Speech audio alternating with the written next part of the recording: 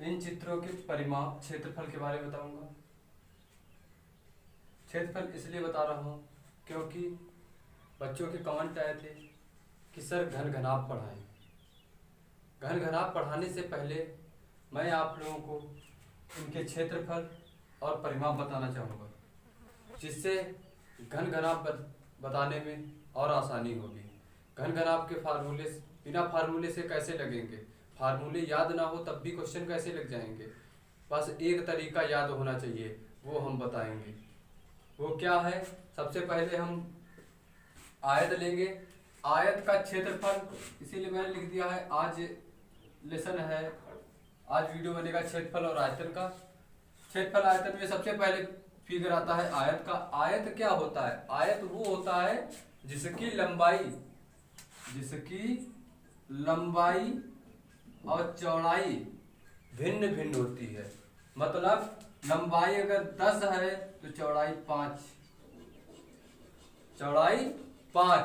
लंबाई 10 है तो चौड़ाई 5। वर्ग में क्या होता है?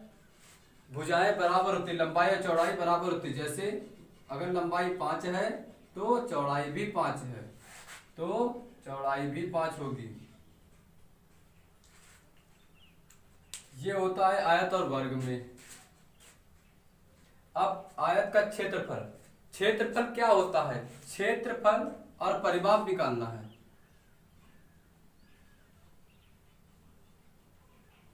क्षेत्रफल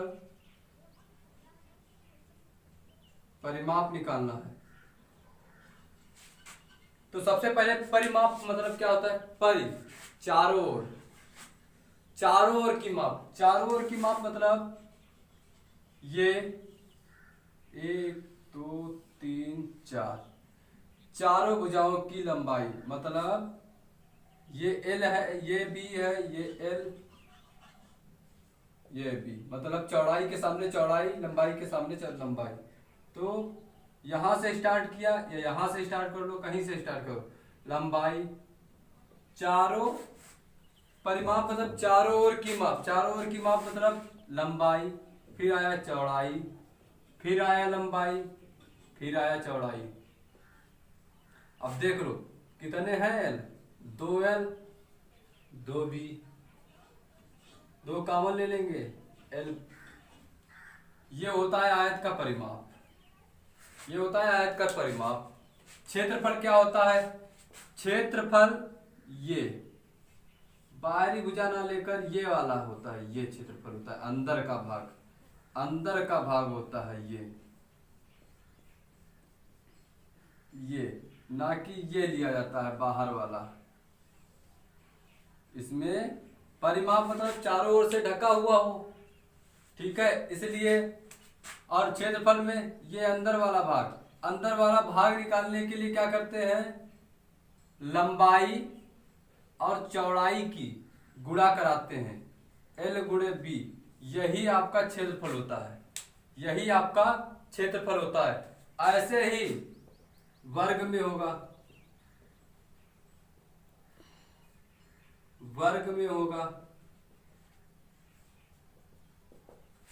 वर्ग में क्या बोला? सबसे पहले आयत में बोला था कि परिमाप क्या होता है? चारों ओर की माप। लंबाई चौड़ाई। वर्ग में ए क्योंकि भुजा सभी बराबर है, वही वर्ग होता है। तो माप कर ले, ए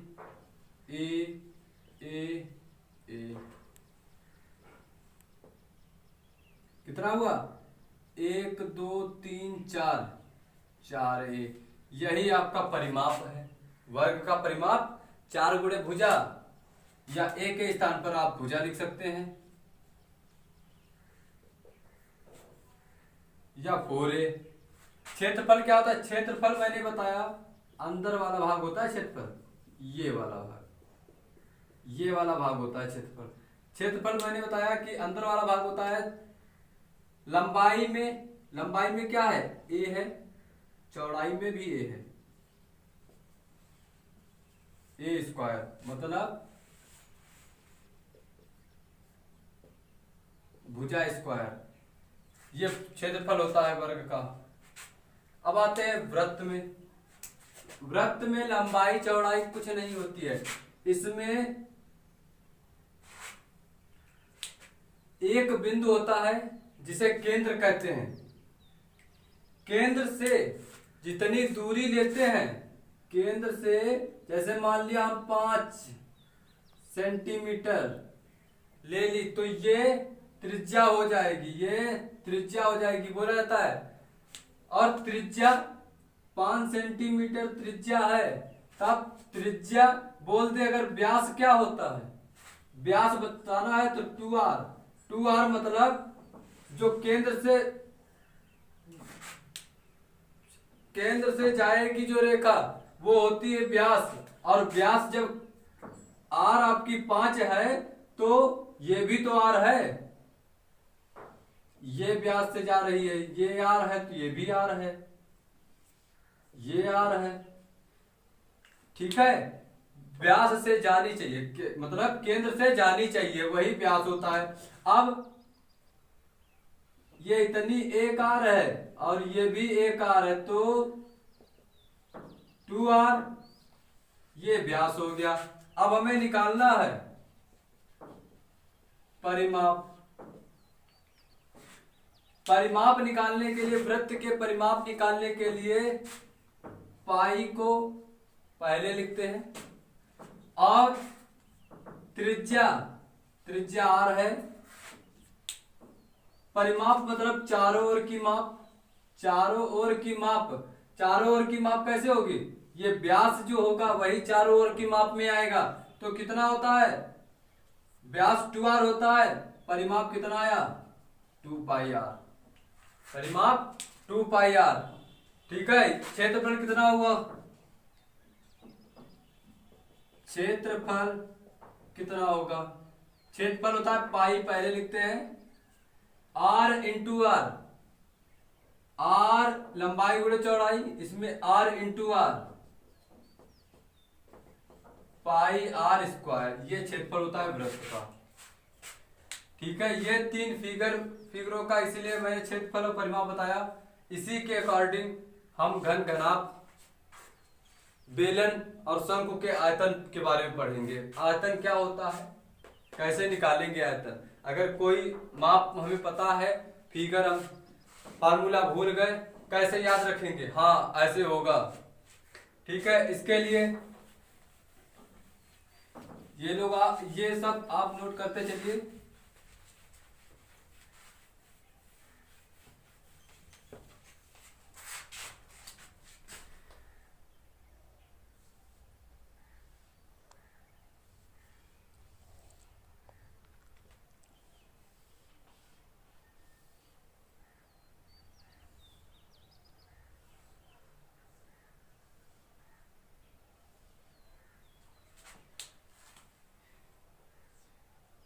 लंबाई चौड़ाई ऊंचाई,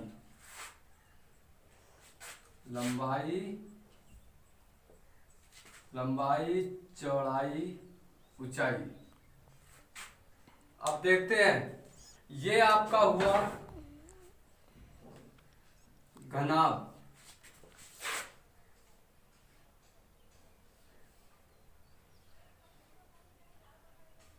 ये हुआ आपका घन,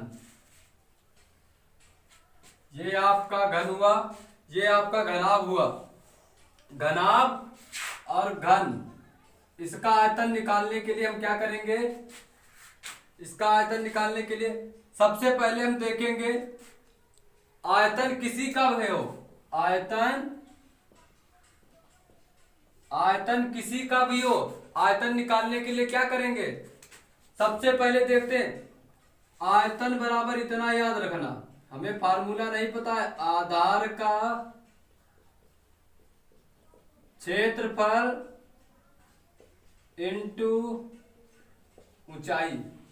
आपको आयतन निकालने के लिए ये चीज याद रखना होगा। बस हमको फार्मूला नहीं पता है कोई बात नहीं, हमें फार्मूला नहीं पता है कोई बात नहीं, लेकिन इतना याद रखना है आयतन निकालने से आयतन निकालने के लिए आधार का क्षेत्रफल इंटू ऊंचाई। अब घनाभ क्या हो, घनाभ क्या है, जैसे माचिस की डिब्बी जिसकी लंबाई चौड़ाई ऊंचाई बराबर नहीं है, बराबर नहीं होती है। माचिस इसी प्रकार की होती है, ठीक है। अब घनाभ का आयतन, आधार का क्षेत्रफल मैंने बताया, आधार का क्षेत्रफल, आधार बताइए। सबसे पहले ध्यान रखना, जहां पर अगर आप कमरे में हैं तो कमरे का देखना, कमरा आपका घनाभ के रूप में होगा, कमरा घनाभ के रूप में है। अब आधार क्या हुआ, आधार नीचे की तली आधार होगी, नीचे की तली जो बेस हम लोग खड़े हैं उस पर आधार होगा। अब आधार होगा तब आधार, ये आकृति कैसी मालूम दे रही है, ये आकृति कैसी मालूम दे रही है, ये वाली आकृति ध्यान रखना, ये वाली, यही तो आधार में है। अब ये आकृति हमें आयत की तरीके से मालूम हो रही है, क्योंकि आधार का क्षेत्रफल इंटू ऊंचाई बताया। आधार का क्षेत्रफल, आधार के आधार में कौन सी आकृति बन रही है ये देख रहा है। आधार में ये लंबाई चौड़ाई दी है, ऊंचाई नहीं दी है। अगर आधार में ऊंचाई दे देंगे तो ये आधार कहाँ रहेगा, ये तो घनाभ बन जाएगा। तब क्या करते हैं, आधार का क्षेत्रफल आयत बन रहा है तो आयत का क्षेत्रफल इंटू ऊंचाई। आयत का क्षेत्रफल कितना होता है, लंबाई गुणे चौड़ाई और ऊंचाई h, यही होता है घनाभ का आयतन। किसका होता है, घनाभ का आयतन, लंबाई गुणे चौड़ाई गुणे ऊंचाई। हमें क्या याद रखना है, हमें फार्मूला नहीं याद करना है, हमें याद रखना है क्षेत्रफल क्या होते हैं आकृति के, कैसे निकालते हैं, परिमाप क्या होता है, ये सब मैंने बताया है।